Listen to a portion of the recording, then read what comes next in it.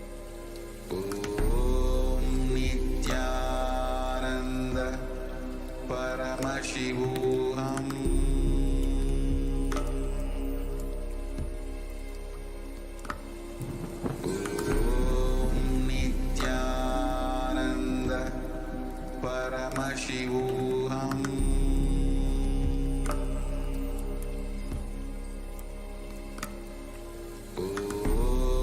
Nithyananda Paramashivoham.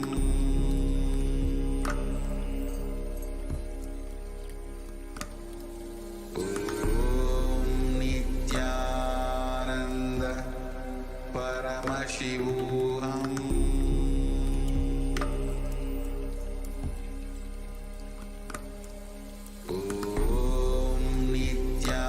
Nithyananda Paramashivoham.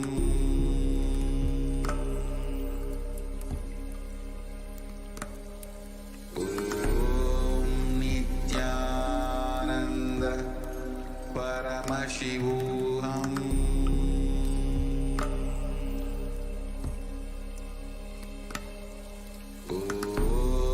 Nithyananda Paramashivoham.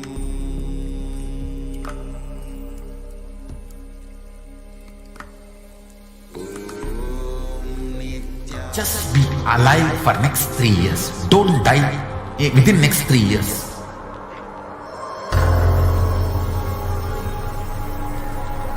Just don't die within next 3 years. Be alive. Somehow be alive. I'm working sincerely. I will reach you somehow. Somehow I will reach you. It's my commitment to humanity.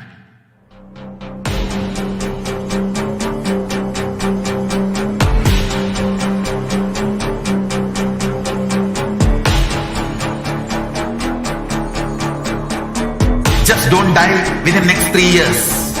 I will reach you wherever you are, whichever corner of the world you may be. I will reach you with enlightenment. You manifesting the space, state, powers, being, Paramashivoham. It is possible, and it is possible for you.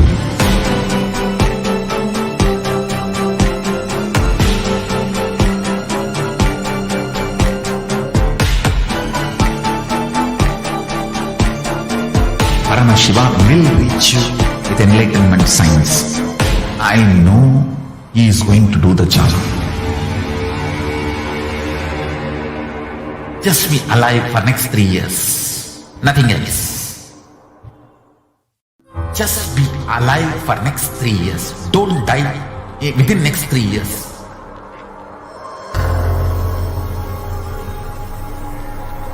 Just don't die within next 3 years. Be alive. Somehow be alive.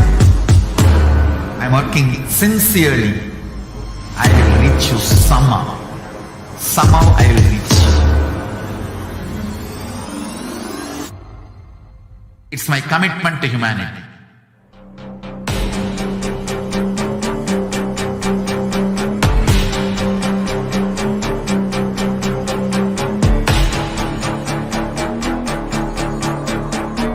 Just don't die within next 3 years. I will reach you wherever you are, whichever corner of the world you may be. I will reach you with enlightenment. You manifesting the space, state, powers, being, Paramashivoham. It is possible, and it is possible for you.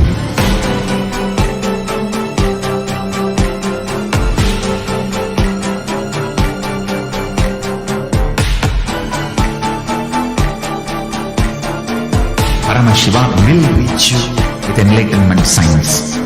I know he is going to do the job. Just be alive for next 3 years. Nothing else. What I mean by the word Kailasa, listen intensely. Enlightenment ecosystem, literally enlightenment itself, in your own home, wherever you are. If you cannot come to Kailasa, it's okay. Kailasa can come to you. Kailasa coming to you is Kailasa.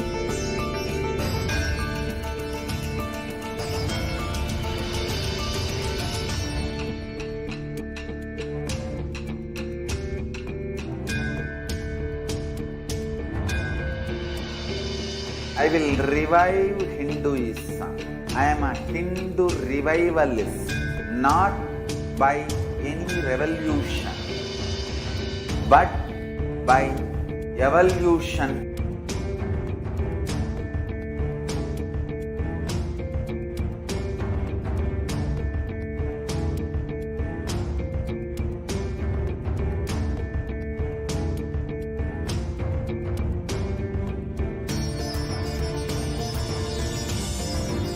And setting model community.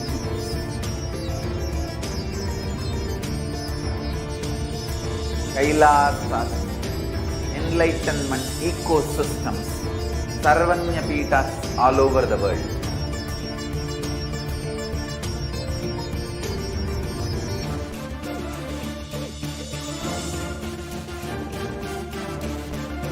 All powerful cognition, knowledge, only when you live, power manifestation and possibilities manifestation happens. It's a fundamental truth.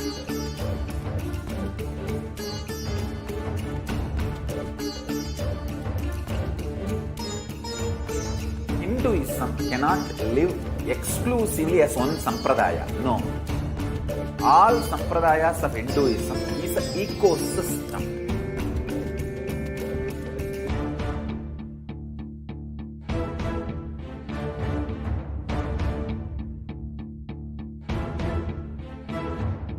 So don't keep quiet thinking that if one sampradaya is attacked, only that sampradaya is going to be affected. All of us are ecosystems.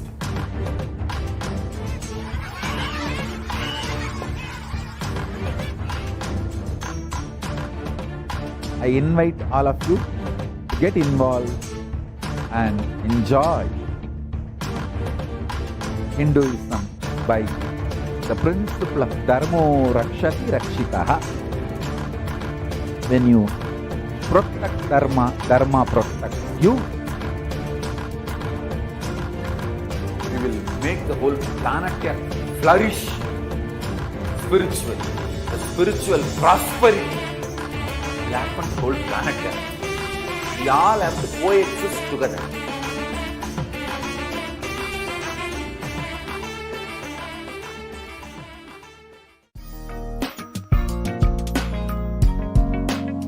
We get you health. We get you ability to build beautiful relationships in your life. We get you direct spiritual support, and we make sure you become wealthy.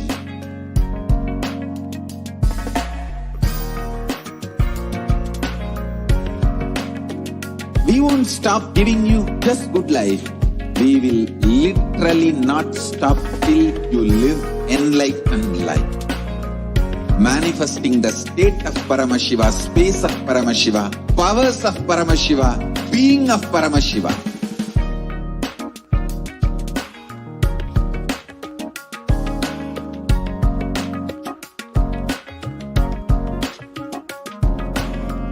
Whole world should become Kailasians. I want the whole world to know Hindus have something great to contribute to the world.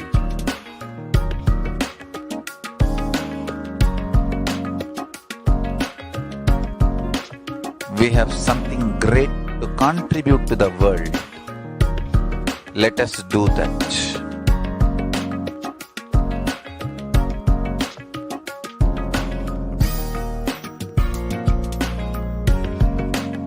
Kailasa is proper customized spiritual service helping you to identify your root patterns of suffering. We have perfected the science of helping every individual from every cultural, religious, nationality background.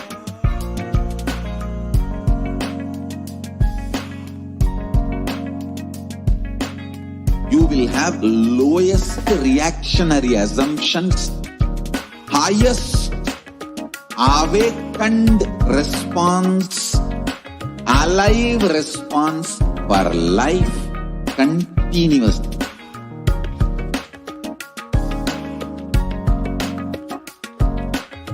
Kailasa is enlightenment ecosystem, literally enlightenment itself in your own home, wherever you are.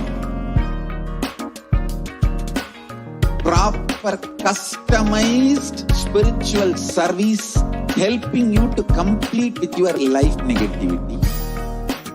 Withdrawal from life, self-hatred, self-denial, self-doubt, so much of tiredness, laziness, we can support you, aligning your diet, your attitude, your aptitude, your understanding about life. We can help you with everything.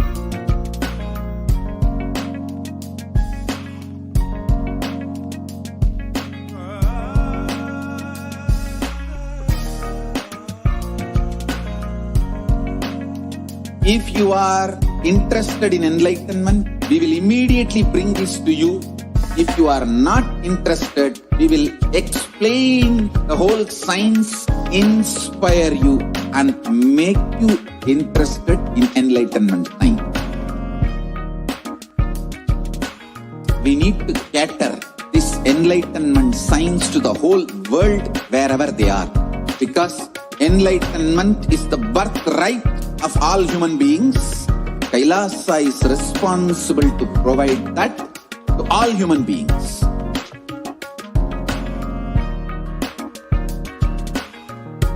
Kailasa is the totality of the knowledge I received from my gurus and practice manifested in my life, perfected by teaching millions of people from all cultures, time zones, backgrounds, genders, nationality, race, from every creed.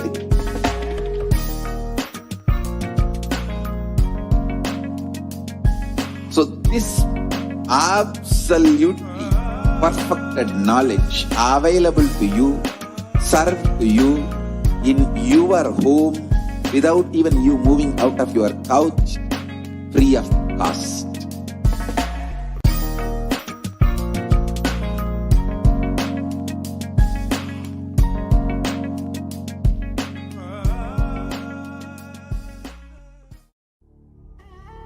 What I mean by the word Kailasa, listen intensely. Enlightenment ecosystem, literally enlightenment itself in your own home, wherever you are. If you cannot come to Kailasa, it's okay. Kailasa can come to you. Kailasa coming to you is Kailasa.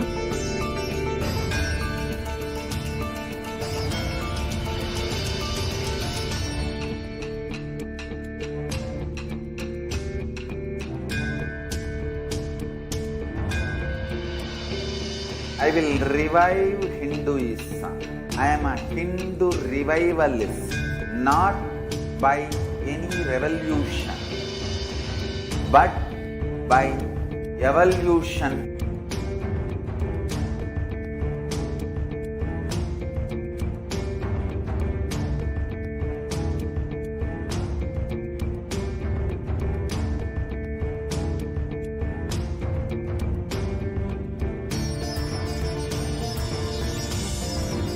And setting model community.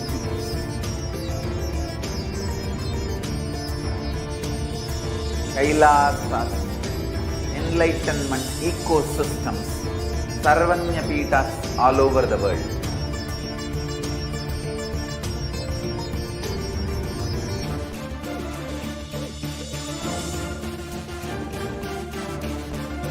All powerful cognition, knowledge, only when you live, power manifestation and possibilities manifestation happens. It's a fundamental truth.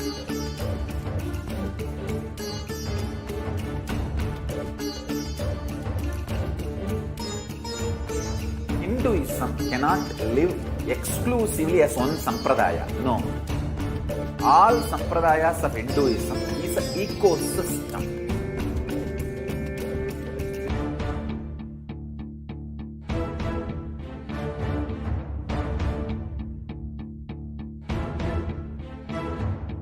So don't keep quiet thinking that if one sampradaya is attacked, only that sampradaya is going to be affected.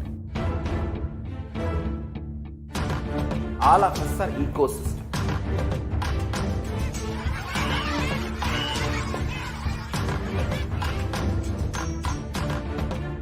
I invite all of you to get involved and enjoy Hinduism by the principle of Dharmo Rakshati Rakshitaha. When you protect Dharma, Dharma protects you.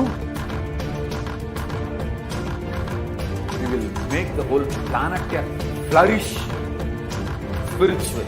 The spiritual prosperity will happen to the whole planet. We all have to coexist together.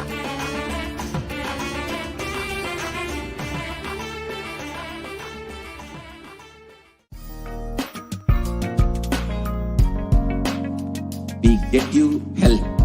We get you ability to build beautiful relationships in your life.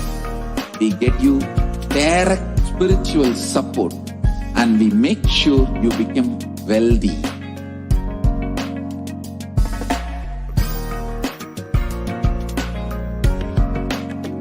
We won't stop giving you just good life. We will literally not stop till you live enlightened life. Manifesting the state of Paramashiva, space of Paramashiva, powers of Paramashiva, being of Paramashiva.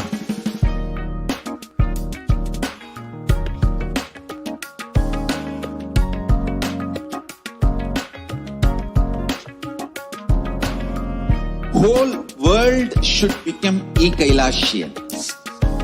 I want the whole world to know Hindus have something great to contribute to the world.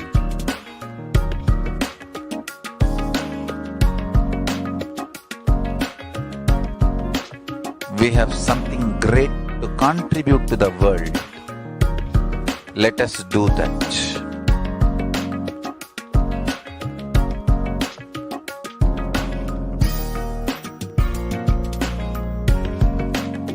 Kailasa is proper customized spiritual service helping you to identify your root patterns of suffering. We have perfected the science of helping every individual from every cultural, religious, nationality background.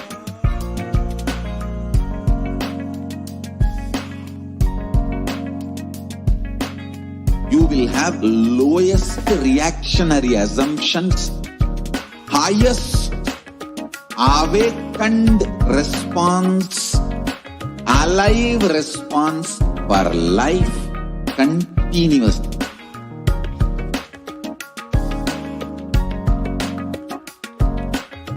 Kailasa is enlightenment ecosystem, literally enlightenment itself in your own home, wherever you are.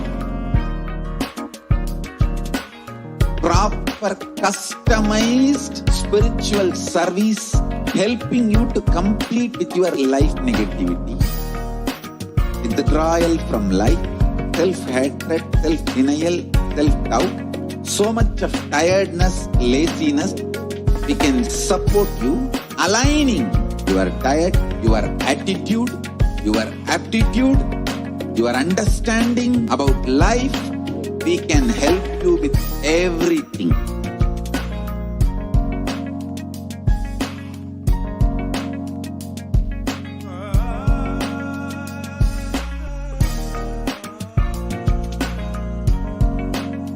If you are interested in enlightenment, we will immediately bring this to you.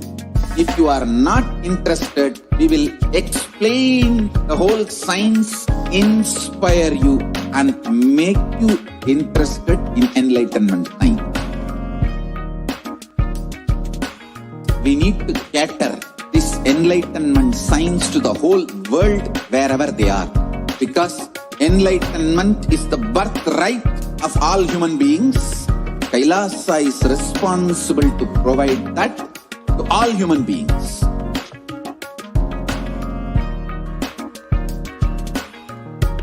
Kailasa is the totality of the knowledge I received from my gurus and practice manifested in my life, perfected by teaching millions of people from all cultures, time zones, backgrounds, genders, nationality, race, from every creed.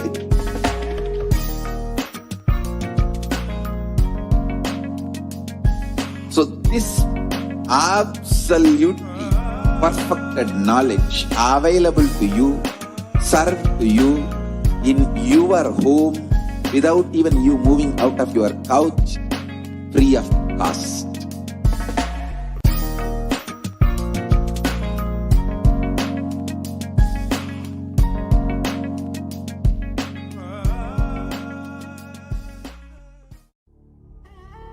What I mean by the word Kailasa? Paramashivoham.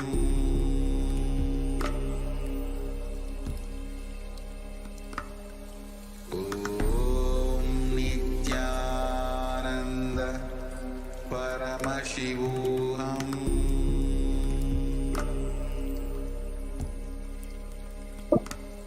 Nithyanandam, and welcome back, dear viewers. Now, in this segment, we are going to be having a few devotees who are enjoying their time in the Adi Kailasa Sarvagnya Pita, in the very home of the Supreme Pontiff of Hinduism, enjoying the multi-layer quarantine facility being provided in Adi Kailash, are joining here to share their experience living in Swamiji's very own breathing space and Swamiji's very own enlightenment ecosystem created by the Supreme Pontiff of Hinduism. First, we have joining us Prabhakaran Ayya from Tamil Nadu. Nithyanandam Ayya. Nithyanandam. Nithyanandam Ayya, solunga Ayya. Yes, what is it that you have today, Ayya? Okay, ma. So first of all, I would like to thank Swamiji for blessings me to pull me here in Adi Kailash. Okay, because when I was in Chennai, okay, as a father, as a son, as a brother, as an husband, right, I had a lot of responsibility to save various people in this pandemic. Okay, Swamiji at the right time, he called me and he pulled me literally here. I'm in Adi Kailash. I'm not at all worrying about Corona at all, Amma. Okay, it's been like more than 1.5 months. I did not even think of even, I don't have that thought about the Corona at all. Completely away from the Corona. All my responsibilities Swamiji has taken. I'm literally, enjoying myself in Adi Kailash, especially started following all spiritual routine in Adi Kailash. Wow, so nice to hear. In the time, especially in India, where people are dying like flies and mosquitoes, and millions of people being affected with the COVID, being even able to be in a place where you have absolutely no worry of being affected by COVID. So nice to hear that, Ayya. Yes, Ayya, please go ahead.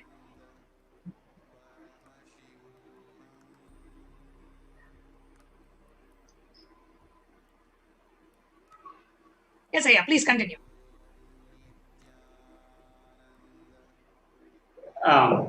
Sorry, ma, can you still hear me? I think I had a network blip now.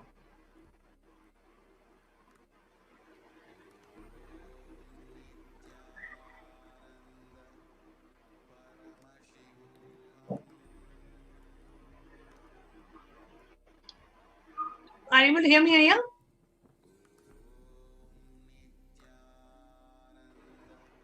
Dear viewers, looks like we are having a technical glitch. Prabhakaran, Aya, are you able to hear me? Yeah, ma, I can hear you now. Yeah. Yes, Aya. Please go ahead. Go ahead and share what you would like to share, Aya. Yes, ma'am. As I mentioned, it's been 1.5 months now in Adi Kailash. If you look at my family members, right? So I never thought people will, follow these spiritual practices. So I'm literally seeing tremendous change. Other side world is, facing the pandemic, but inside here I'm just seeing literally, spiritual experiences, literally me going through. Also I'm seeing my family members also started experiencing these spiritual activities here, especially my kids also started enjoying all the routine which we follow in Adi Kailash, which never happened in Chennai. So especially kids are getting up at 3:30 and then starting the yoga at 4 o'clock. I never imagined like 3:30 my son will get up and do yoga at 4 o'clock. So it is literally happening here. I'm seeing it. Wow, how old are your kids, Aya?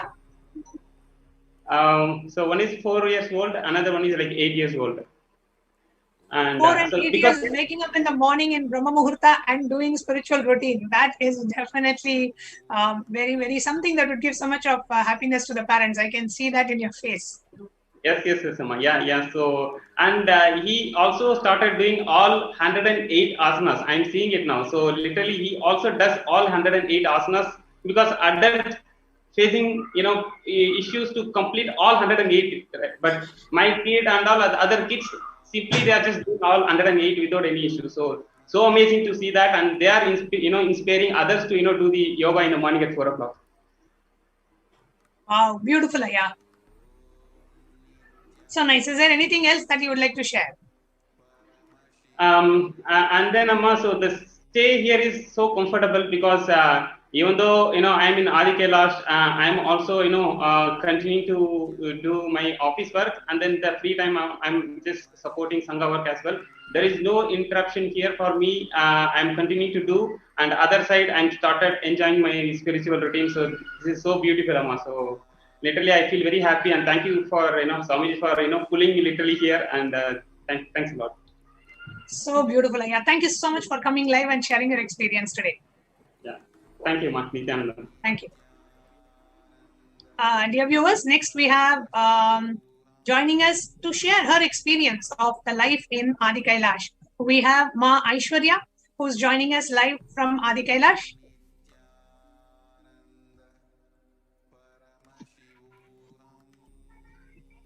Yeah, Nithyanandam, everyone. Nithyanandam, Aishwarya, thank you so much for joining us live today. Yes. So, like, kids are having a blast here. Yeah. So, I just want to share this weekend experience. Like, I usually think, like, kids are doing yoga routine, like, with their cousins for the past 100 days. So, I always, my daughter used to tell me, like, you have to wake me at 3:30 or 3. I will do yoga with you. So actually, even I was not able to follow my spiritual routine back home. But after coming here, seeing so many people doing together at the Welcome Center, we also started, I started doing from my room, because I have younger kid is like 2 years, 10 months. So I started joining from my room. So then we had this opportunity, like, because kids were attending Gurukul classes in the evening. They were all the kids here are doing yoga together. So it was really awesome. So my kids were so interested that they want to join with us in the morning. So this Saturday, both of them I told in the night, before going to bed, I told them, we'll do together. But I was, when I woke up, I was thinking like, they might not wake up. But when I said, it's okay, time is 3:45 and we have to go, it's going to be 4. But both of them were like, immediately they said, okay, they were ready to brush their teeth, take bath. Actually, we were a bit late, but yes, they were so interested, and they joined yoga. They did all the elder one did all the asanas. The younger Younger one was like, yeah, she was playing around. It was really awesome. I couldn't believe. Yeah, even I mean, my elder daughter, she joined. She's 7 years old, so she's doing yoga in the morning in the room because the younger one sometimes she sleeps. But today they were telling they are missing doing together at the welcome center. So my elder daughter was telling, no, I want to go and do together with everyone. I have to go to the welcome center. So that is the energy, man. Kids are learning asanas from each other. They are like practicing. Even after eating, they want to practice. The smarts. It's really awesome. It's like a big joint family. Vasudeva Kudumbaka. Beautiful big joint family in Adi Kailasha Sarvanyapita, especially when the outside world, there is so much of fear. There is so much of Aishwarya, when you were outside, before you coming to Adi Kailash, before living here, what was the ambience outside? Yes, ma. So actually, I am from Madurai. So we were in Madurai, and it was complete lockdown during phase 2.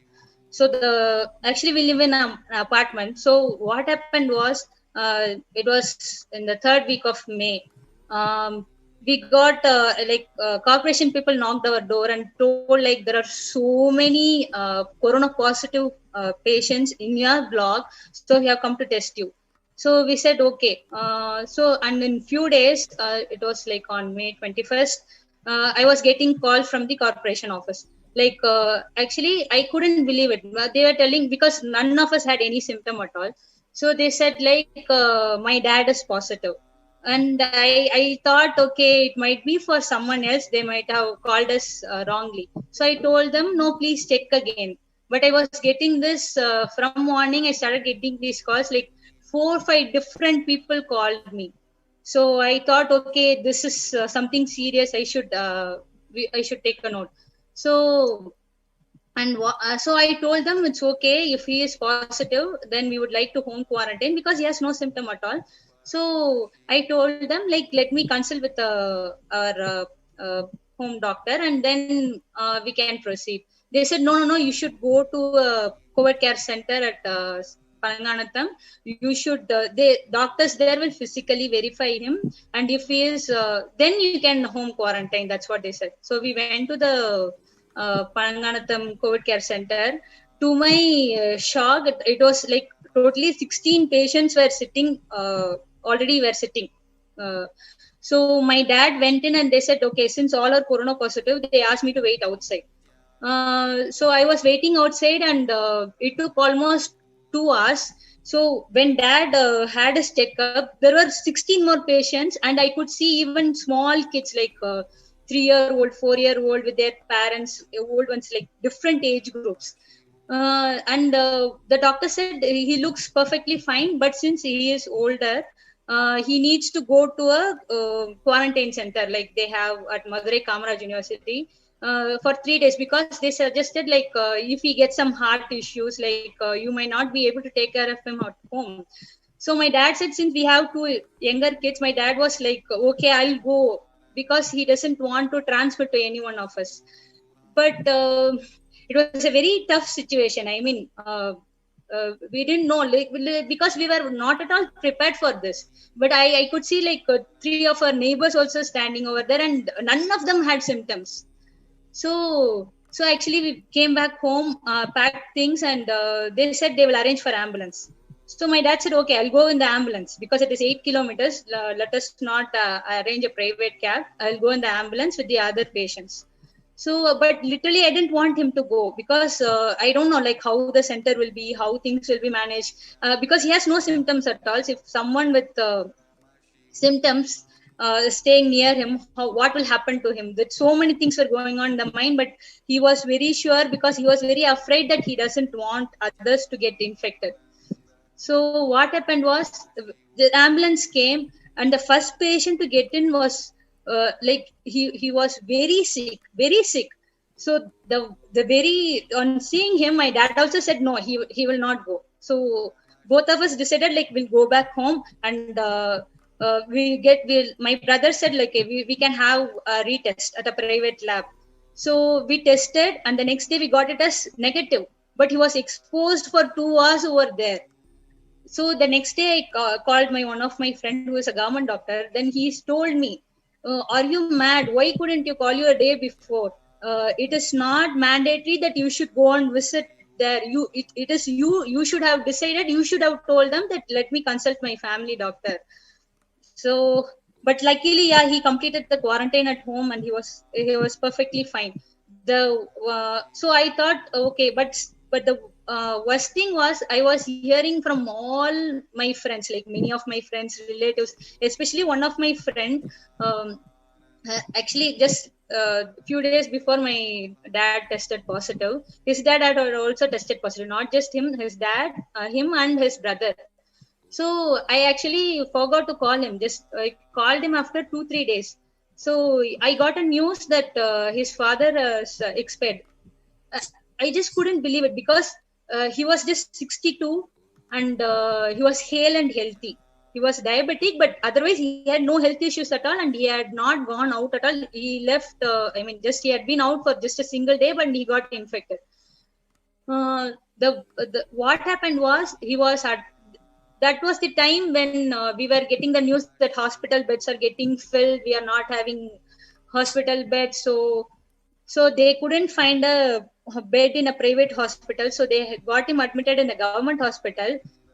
Yes, luckily they got the bed and they got the oxygen cylinders arranged. Everything was fine. And the worst part is that he was actually vaccinated, but still he was infected. And the thing is, my friend told, like, he couldn't take that oxygen because he felt like it was burning he had that burning sensation. And doctors said, like, even if you are vaccinated and you have oxygen support, still it depends on the patient, because what kind of antibodies how is his immune system is and how well he can handle it. Because there were some patients who were in the oxygen support for 10 days and still they came back. So that was the time. And in the first week of June, my father was out of the quarantine, but still we had this fear because in the first week of June, we got a circular from our apartment that there are like almost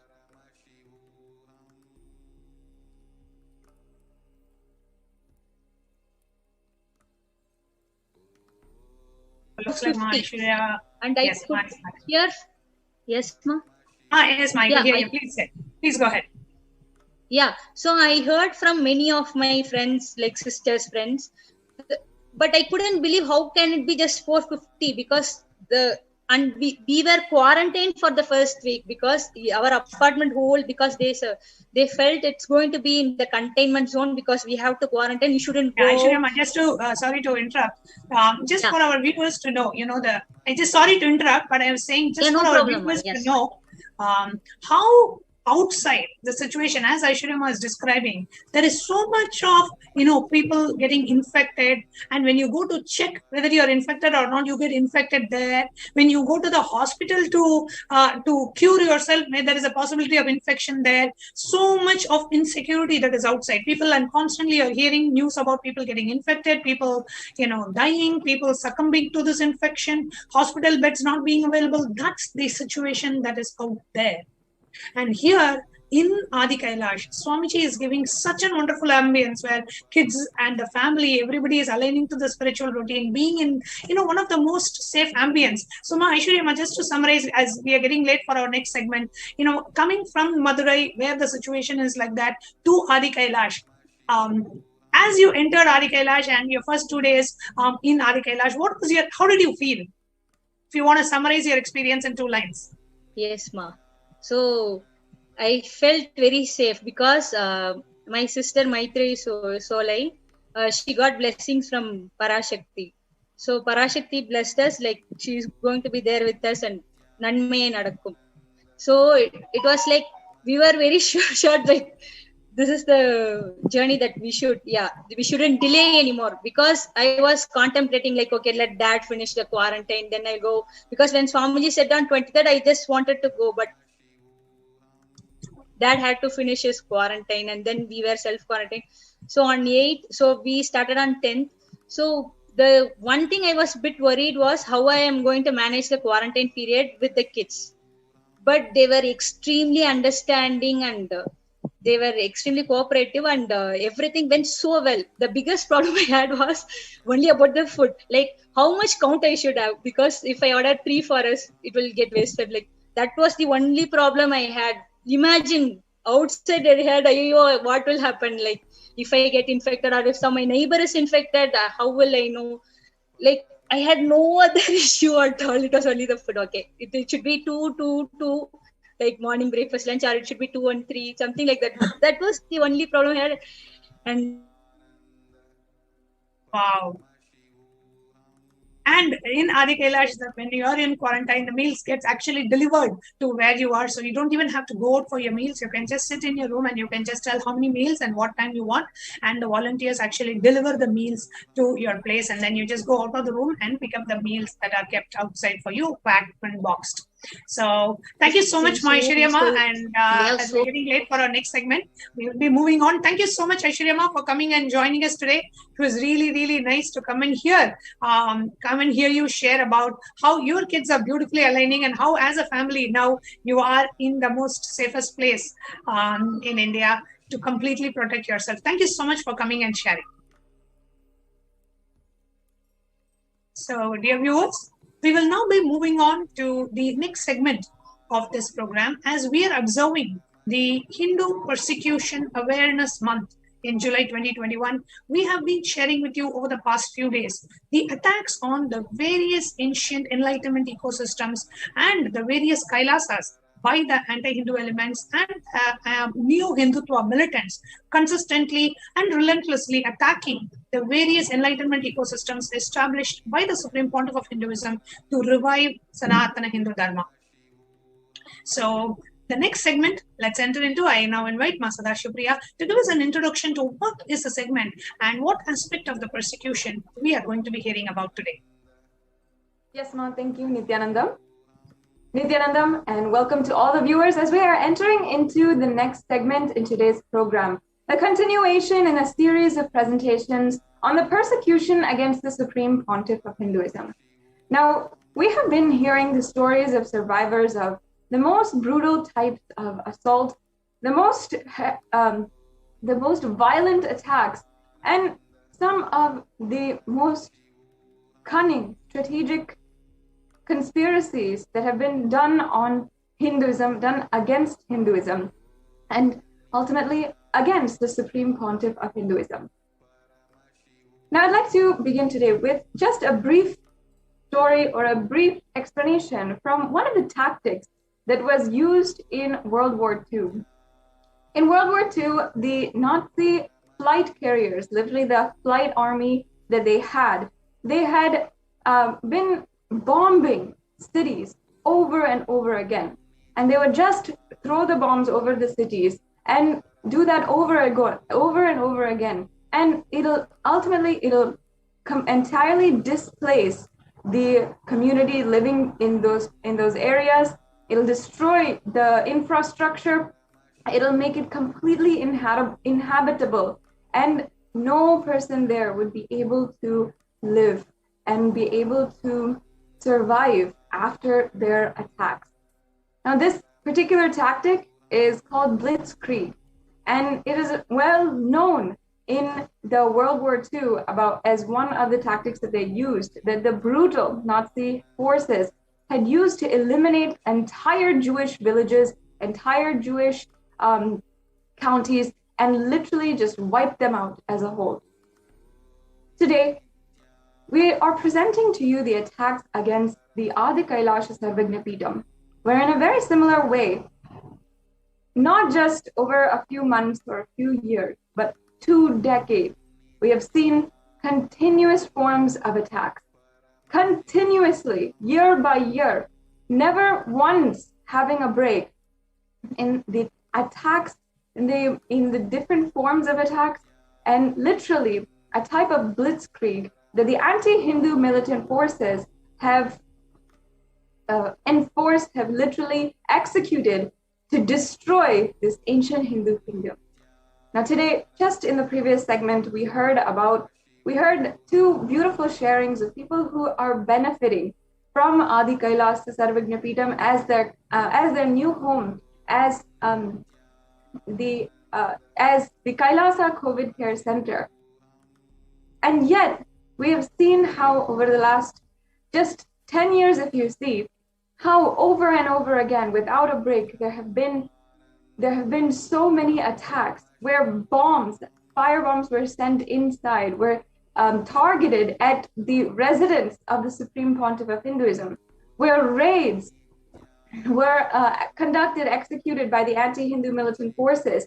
People, the henchmen of the anti-Hindu militant forces were jumping over the gate and bypassing, brutally destroying all types of security footage and bypassing in order to target the administrators of Kailasa, of the Adi Kailasa Sarvagna Peetham.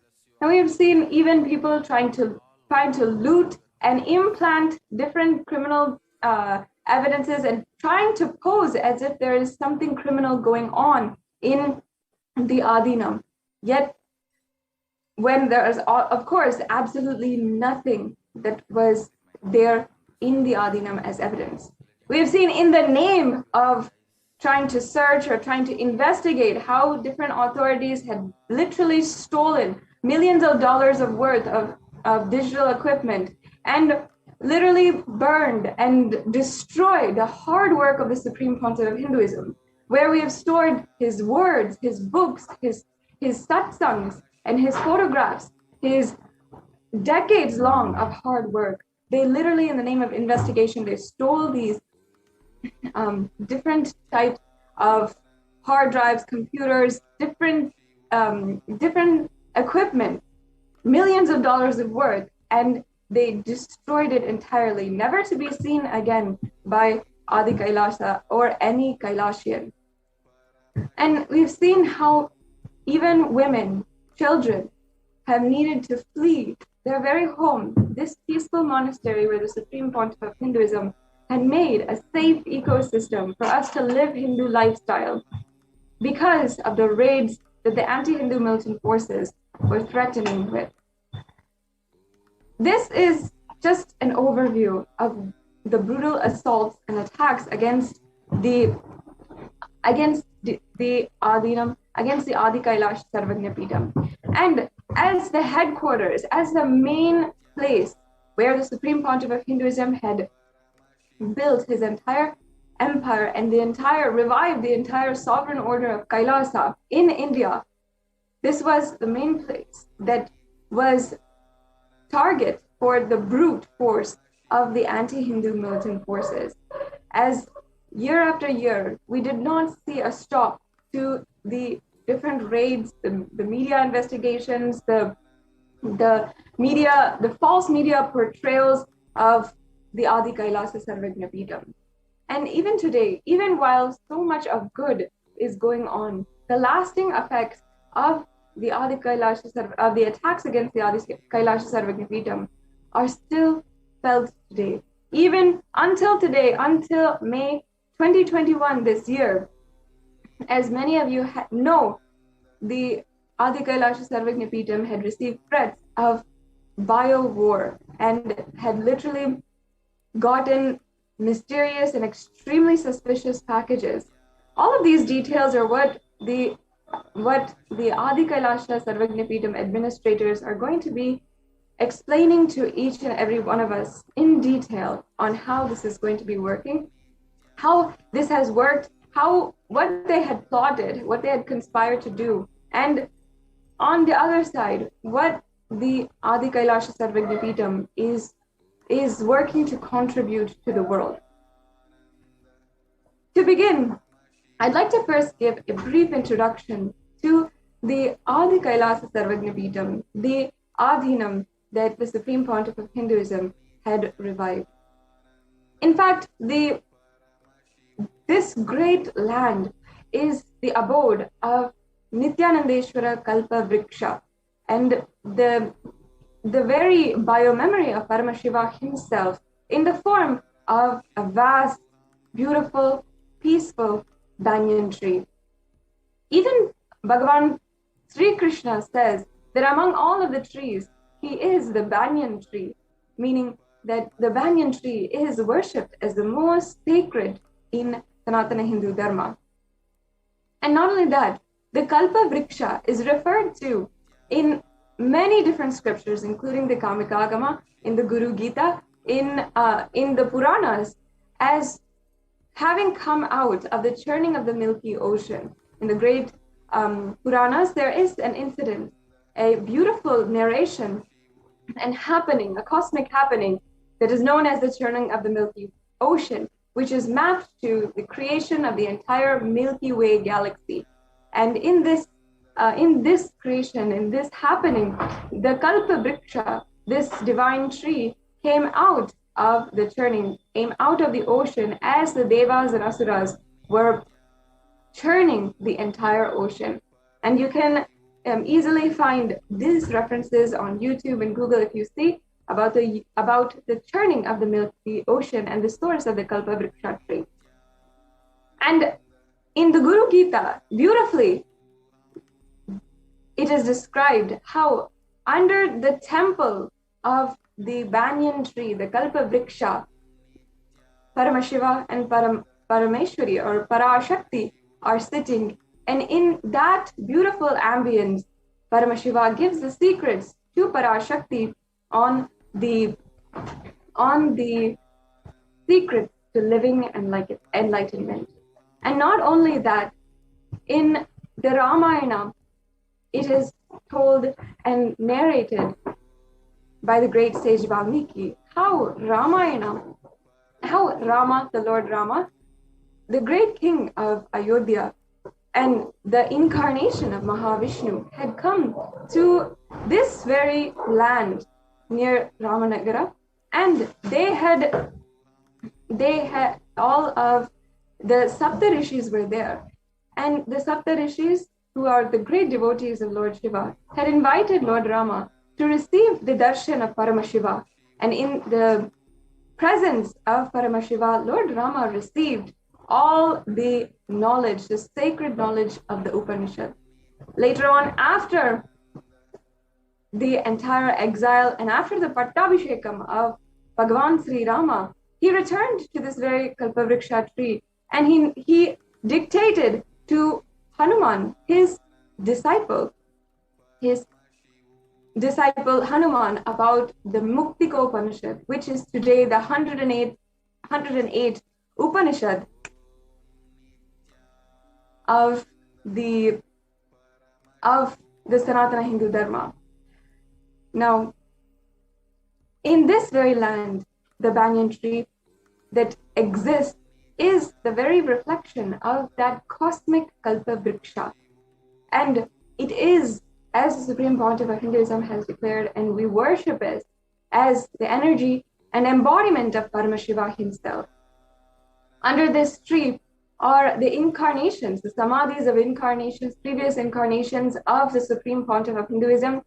And this banyan tree, this great embodiment of Paramashiva, is the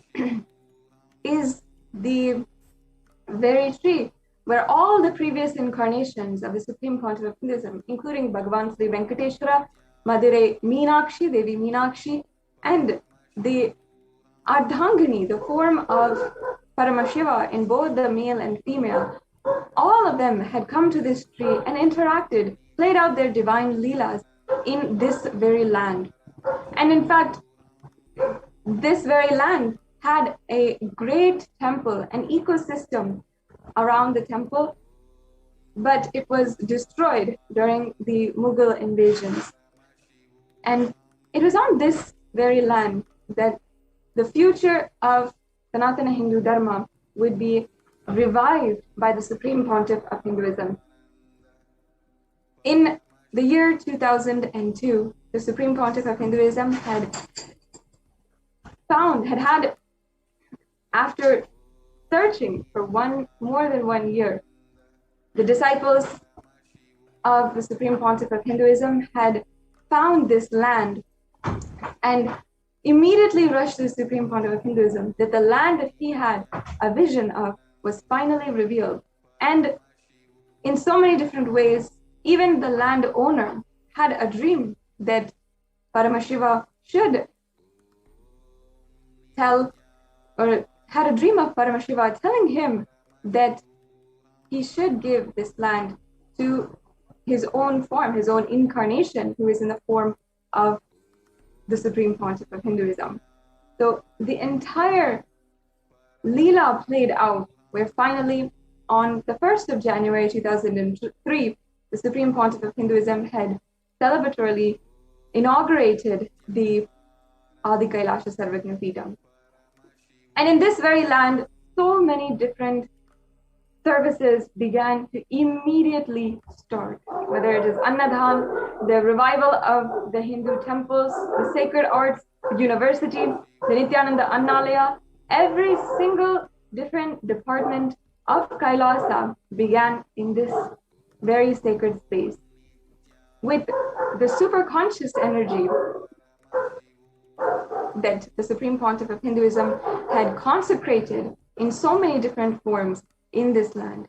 So without further ado, I'd like to invite the administrators of the Adi Kailasa Sarvagna Peetham, Ma Nitya Achalananda Swami and Ma Nitya Prana Priyananda, to explain in detail about the history, the contributions of the Adi Kailasa Sarvagna Peetham in brief, and then please tell us about the subsequent attacks against the Adinam of Adi Kailasa Sarvagna Peetham. Now, we'll be continuing on with this segment of today's program of the persecution and attacks against the Adi Kailasa Sarvagna Peetham after a very quick break.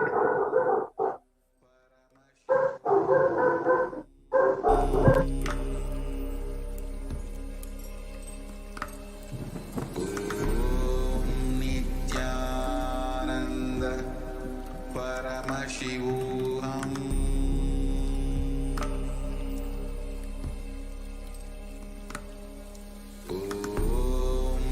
Nithyananda Paramashivoham.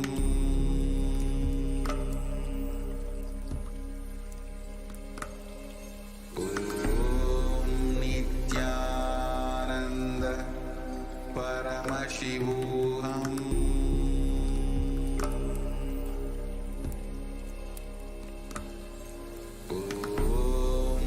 Nithyananda Paramashivoham.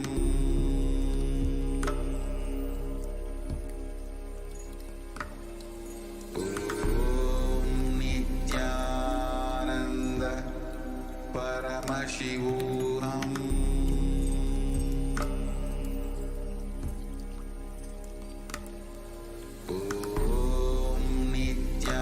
Nithyananda Paramashivoham.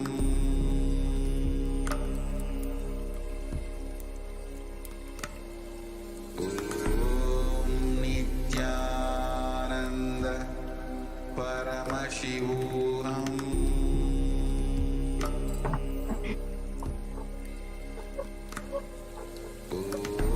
Nithyananda. Nithyananda Paramashivoham.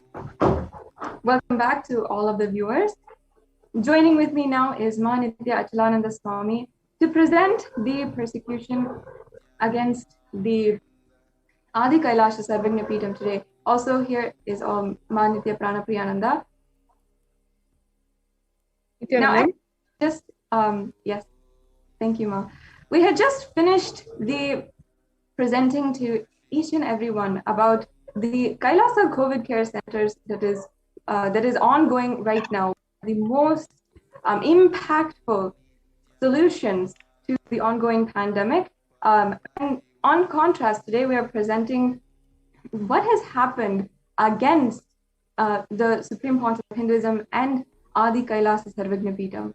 So I'd like to invite both of you respectfully to please narrate about how this started from 2010 and how Adi Kailasa Sarvagna Peetham, as the ship which the Supreme Pontiff of Hinduism had really worked for more than two decades to to build up, how it remained as the basically one of the places where the brute force was executed by the anti-Hindu militant forces.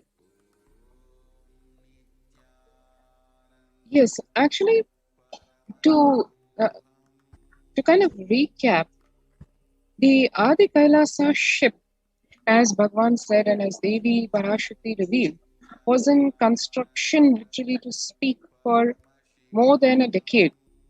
Literally, as we know, the ship was planned for this oncoming Pralaya. And had it not been for the really unfortunate event of the anti-Hindu militant terrorists literally driving away the Supreme Pontiff of Hinduism into statelessness and exiling him into statelessness, we would really have had probably this Pralaya not even being felt by humanity. Yes, whatever course of events or distant may have happened, but it probably would have been with as minimal impact as possible to humanity.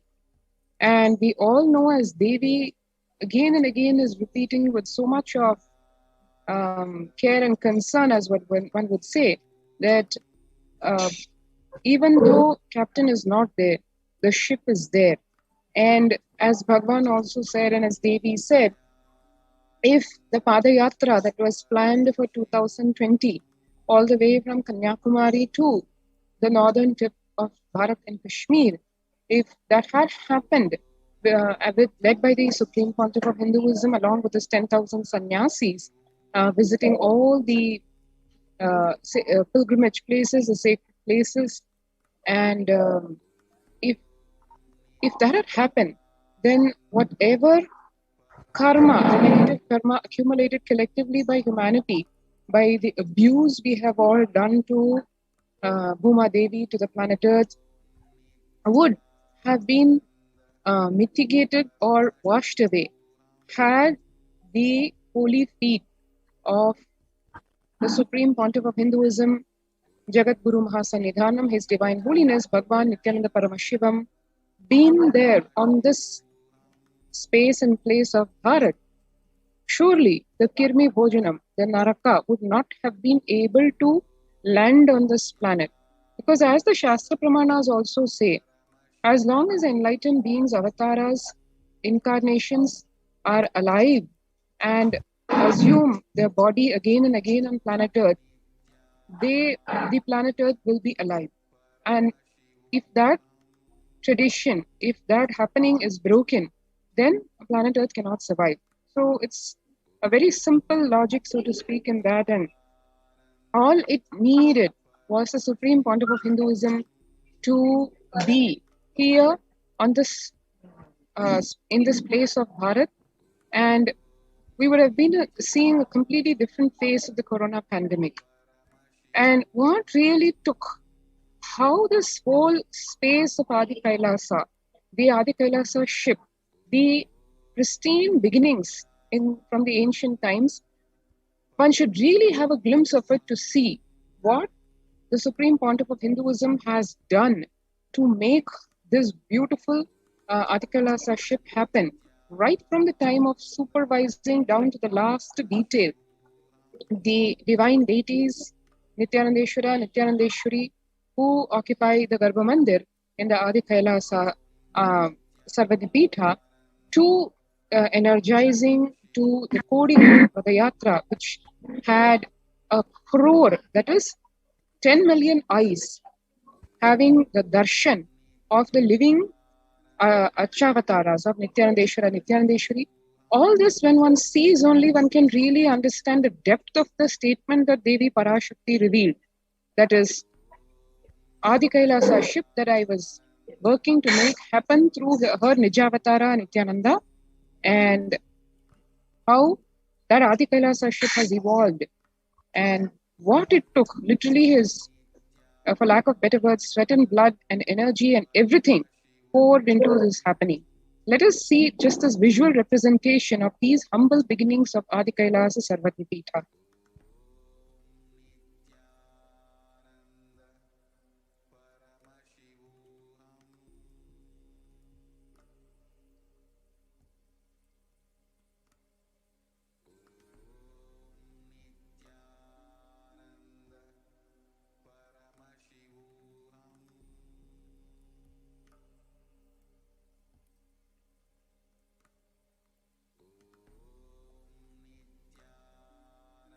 Yes, Ma, and I also wanted to even mention how not only in the amount of sacred sciences that the Supreme Pontiff of Hinduism revived in this land through the consecration of the Garbha and the revival of the deity worship and the consecration of Nithyanandeshwara, Nithyanandeshwari, Vaidya Sarovar, and the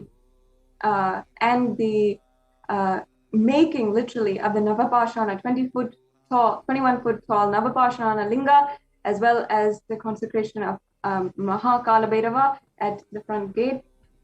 Not only this, but also creating a hub where so many thousands of people every single year would be coming and having literally a super conscious breakthrough.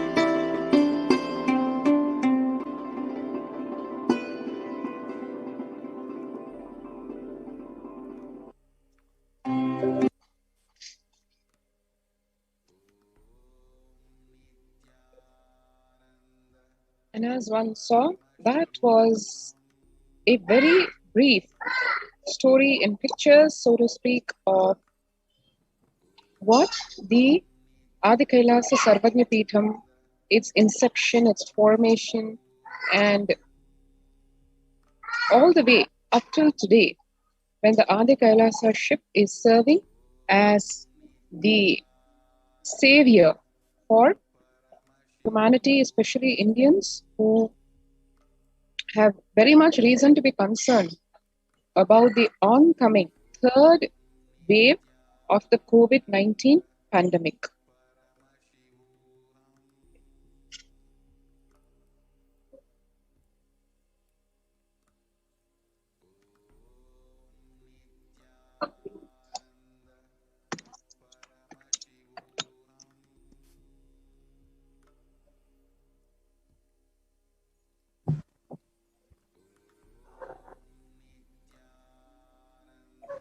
I'm sure all of us, at least most of us, would have been witness to this happening way back in 2006, when this Kodikan Radayatra happened, and much before that, when the preparation for the same happened, as we all saw in the video, the murtis, the idols, the deities of Nithyanandeshwara, Nithyanandeshwari carved directly, the first stone that had them embedded directly, the first cut done by the Supreme Pontiff of Hinduism himself.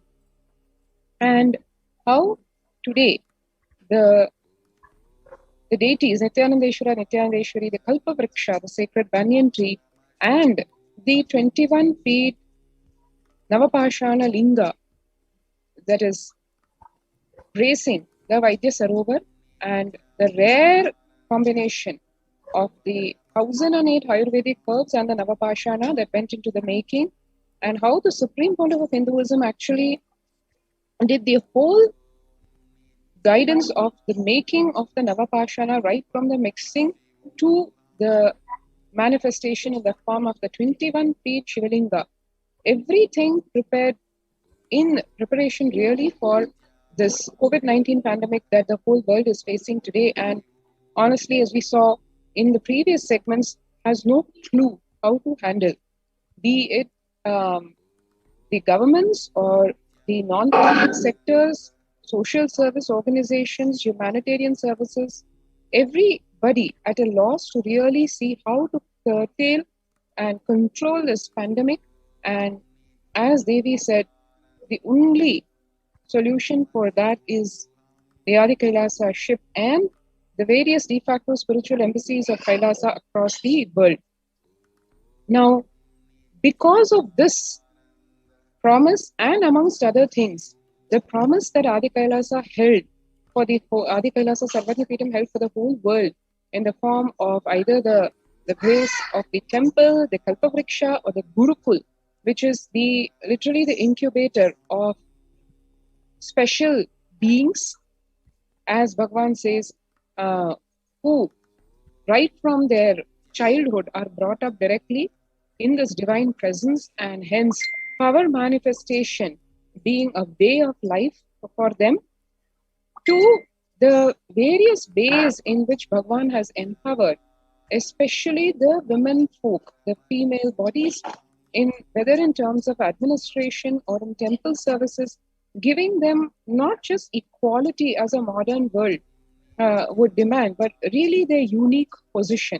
And as one saw in the report directly by the United Nations, where it is recognizing the first time an international body like the United Nations recognizing persecution has been done to Hindus and Hinduism. And finally, the world is coming to know of something called persecution done to Hinduism. So, Adi Kailasa Sarvagnya Peetham is actually one of the worst hit, I would say, in terms of this persecution, whether it was done on the women folk, or on the Gurukul children, or on the temple, or on the Vaidya Sarovar. This is all on top of the blatant assassination attempts that were done on the Supreme Pontiff of Hinduism, like directly trying to burn him alive in his very own quarters in 2010 in the wake of the video that was spread virally about him, denigrating him, and using that as a justification to literally burn him alive and telecast that live on television. Something that anybody would just be shocked to hear about, that too happening in the so-called 21st century. But that's what Adi Kailasa Sarvajna Peetham has been witness to. And really, this is, on one hand, a standing testimony to the will persistence of the Supreme Pontiff of Hinduism in terms of giving to humanity the best that and the ultimate that he keeps giving. And also because of that inspiration derived by the followers, the sannyasis, the monks, the nuns of the Sovereign Order of Kailasa, also trying to embody in the same in whatever way they can. Right. Yes, ma'am. And we have so much of the footage that was absolutely horrifying to see, even of the charcoal, literally what was left of the places of attack that the anti-Hindu militants had directed their attack, especially the very place where the Supreme Pontiff of Hinduism had his residence, as well as many of the surrounding huts and the surrounding places. Every place was absolutely destroyed. And I actually found it very shocking was when I was hearing about this, reading about what actually happened, that in the media, even up until 20 minutes before the actual attacks, and suddenly when we were witnessing the attacks, the media was already projecting that there was certain attacks going on in the Adinam, and we were receiving phone calls inside of the Adinam saying that, okay, what's going on? And many of us didn't know until 20 minutes later, or just a little bit later, we're seeing suddenly the whole Adinam is on fire, smoke is in the air, and we have absolutely, and being on the inside, we have absolutely no idea about it. But somehow in the media, they were already projecting, they were already showing that this was going on. This clearly shows that this was a planned attack, and the media mafia had such strong influence in how they were literally trying to show the entire thing and trying to execute their plans, essentially, in the attacks against the Supreme Pontiff of Hinduism, in this direct assassination attempt against the Supreme Pontiff of Hinduism. We were seeing how just this absolutely tragic and devastation that was ongoing on this ancient Hindu kingdom and the Adi Kailasa Sarvajna Peetham, where thousands of people have found peace and found so much of spiritual upliftment, was suddenly set on fire. And so many of the Adinavasis, everyone is running around helter-skelter, not understanding, not knowing what to do, essentially. And as you were sharing even a couple of days before, if you could also share about how at that time, what was the immediate response of the of everyone there, and how did we try to navigate in that situation as someone who was actually there during the attack?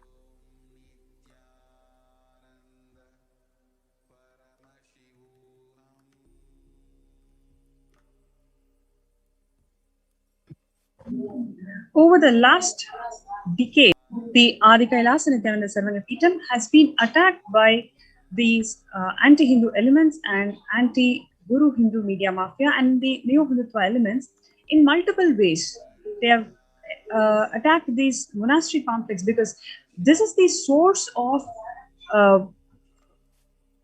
the whole entire mission that the Supreme Pontiff of Hinduism took forward to the world, and so many services were all initiated from the Sarvajna Peetham. So they deployed various strategies, including lawfare that happened in 2010, massive character assassination that was done by the media mafia, and sexual assaults conducted on the female monks on various occasions, whether it is in 2020 or 2010 or 2012, in various other occasions. these anti-Hindu elements stormed into the campus, attacked the female monks and assaulted them, making them feel weak, making them feel helpless and shrink. The whole idea that was deployed by these anti-Hindu elements is to marginalize and isolate the Supreme Pontiff of Hinduism, and therefore they can conduct or execute their assassination attempt. So that was a sinister plan, and that continued over the years. Over the time frame of 10 years, this ongoing persecution happened. So whether it is in terms of lawfare or multiple false arrests, illegal arrests, whether it is assaulting the female monks, character assassination, in all ways, in all other ways, these anti-Hindu elements attacked and destroyed this Adi Kailasa Nithyananda Paramashivam. And time and again, due to the persistent efforts of the Supreme Pontiff of Hinduism, and with his guidance, the community of the Supreme Pontiff of Hinduism came together and rebuilt time after time. And every time they rebuilt, these anti-Hindu elements came up with a new strategy, new lawfare, and new persecution attempt and tried to destroy it. That is what we've been observing for the last 10 years, over the 10 years. And even recently in 2021, now a few months before, a biohazard weapon, biowar weapon was deployed in this Adi Kailasa Nithyananda Paramashivam for destroying the efforts, noble efforts of the Supreme Pontiff of Hinduism in opening his Kailasas as the centers for COVID protection. So especially when India was struggling to meet the demands, whether it is infrastructure-wise or medical needs-wise, so many other ways people were struggling to ensure that they are safe with their family. So at that time, the Supreme Pontiff of Hinduism has opened the doors of Kailasa for people to come and stay and feel safe. So when this noble effort was done by the Supreme Pontiff of Hinduism and the Kailasians, when number of people started approaching the Kailasa's COVID care protection centers, that is when the anti-Hindu elements deployed this biowar weapon on the Sarvanya Peetham to destroy these efforts. So this is a very recent news that we are sharing, but this has been the case in many occasions over the last 10 days.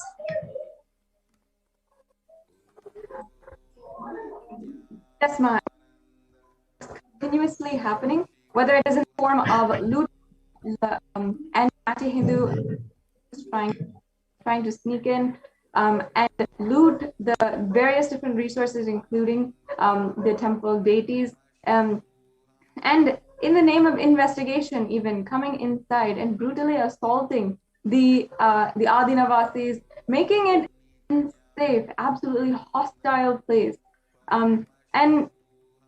And continuously after the initial attacks on the 2nd of March 2010, and then the most brutal attack on the 3rd of March 2010, then after that, and the subsequent days in the following month, as we saw, literally the entire campus was continuously being broadcasted in the media. Even people were trying to implant the various different things that they were trying to aim on us, like, for example, trying to implant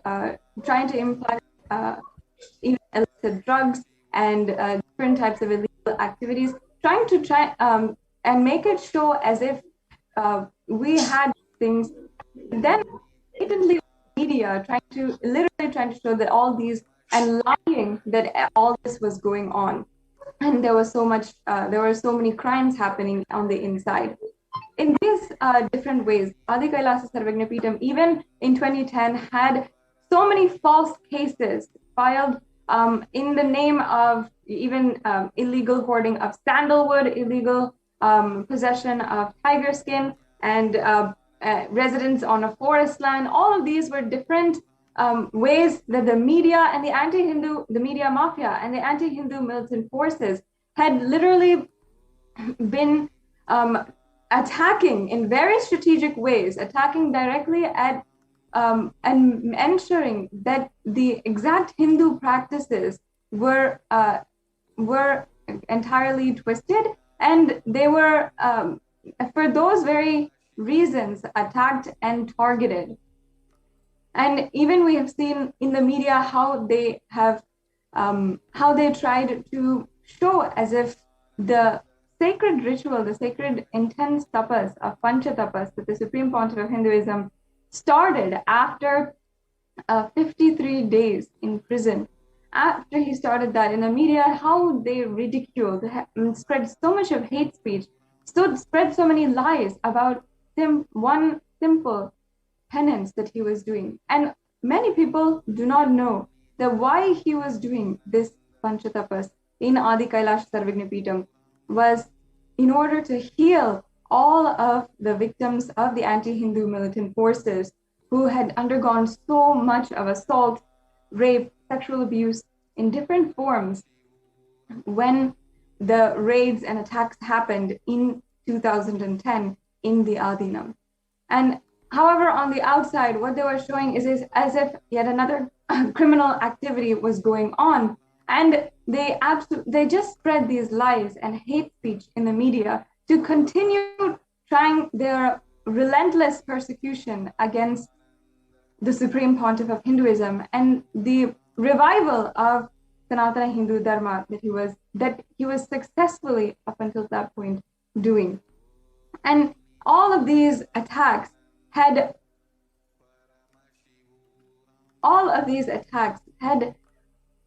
put so much of strain, entirely diverted the resources of the Supreme Pontiff of Hinduism, of this grand revival, from spreading, enriching more and more people across the world into trying to constantly defend ourselves. Just like in the Somanath temple in hundreds of years ago, how 17 times Mughal invasions had destroyed the temple. Every single time we rebuilt and we reconstructed again, yet again, it was destroyed. In the same way, the Supreme Pontiff of Hinduism continuously spent time in rebuilding, spent time in trying to build up the infrastructure. They would again and again deploy attacks, deploy different kinds of attacks, and distract the resources, all of the attention, all the energy, the power, the resources into trying to reconstruct, trying to rebuild the work that he has done already, instead of enriching and expanding. In 2012, we saw another brutal attack against the Adinam, which actually escalated into never before seen acts again that were executed by even state-sponsored elements that was entirely unprecedented and was shocking to the point that they would publicly announce such illegal acts. And foremost was how the CM of Karnataka had announced that they were going to seize the entire Adinam, the Adi Kailasha Sarvagnapeetam, and they were not. And this was, first of all, an entirely illegal act that they were doing. And after that, they had sealed the entire Adinam, and where even all of the doors and the rooms and everything were locked. The Adinavasis were not able to even do even their basic worship every day, not able to congregate in larger gatherings. And in so many different ways, the state-sponsored elements and the anti-Hindu militant forces had worked together to continue oppressing all of the Kailashians inside of Adi Kailash. And the raids that happened in this time were escalated. So many of the administrators of Adi Kailash were even hospitalized and had to undergo surgical procedures for healing from the attacks.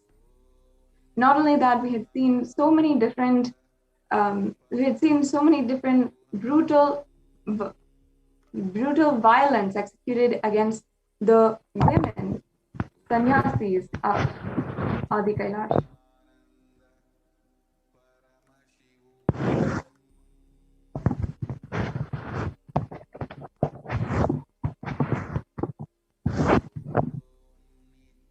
As we see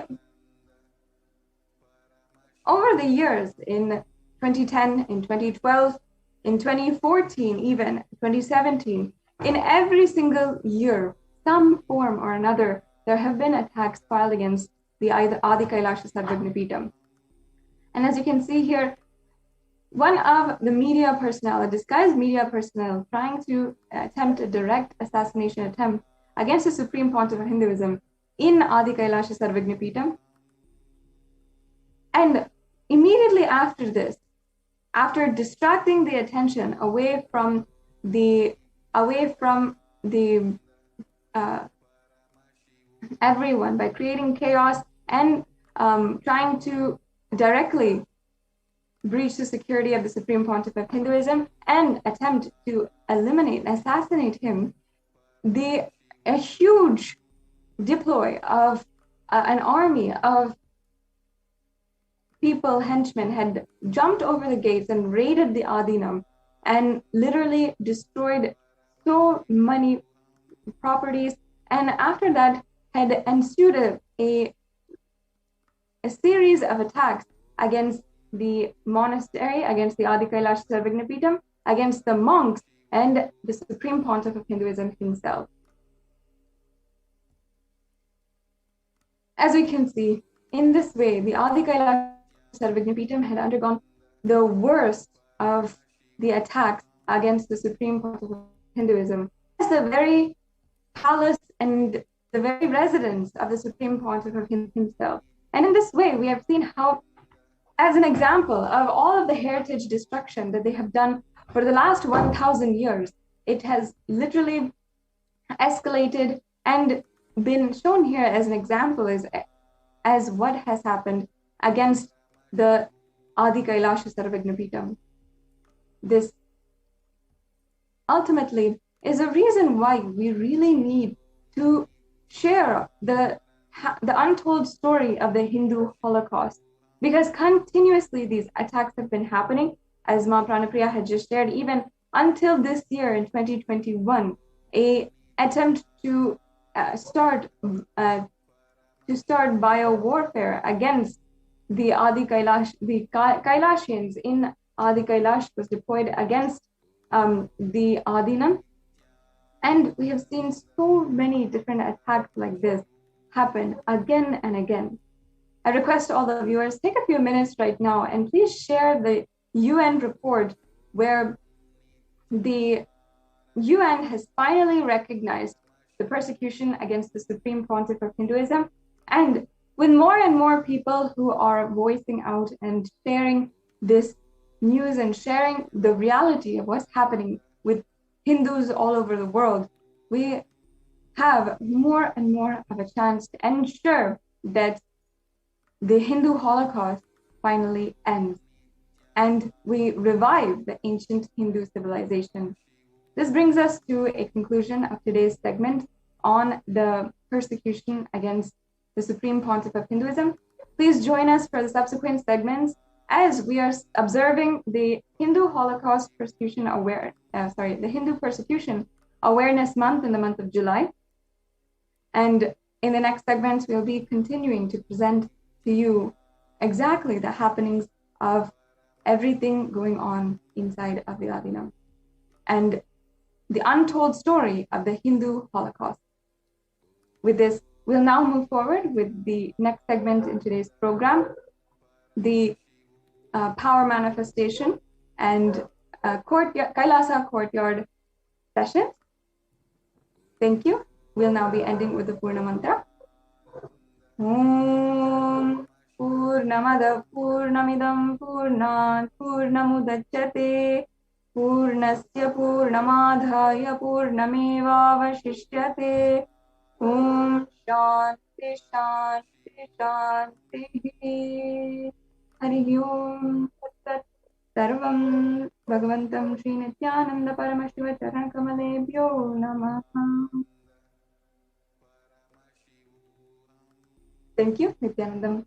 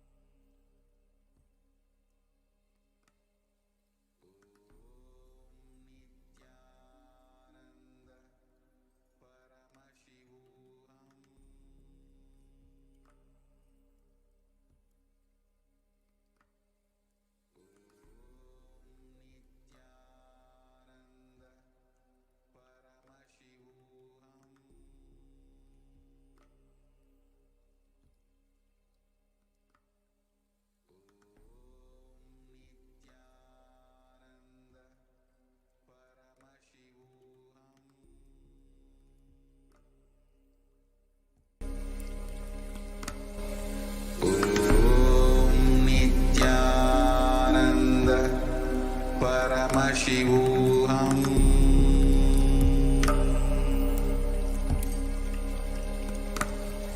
Om Nithyananda Paramashivoham.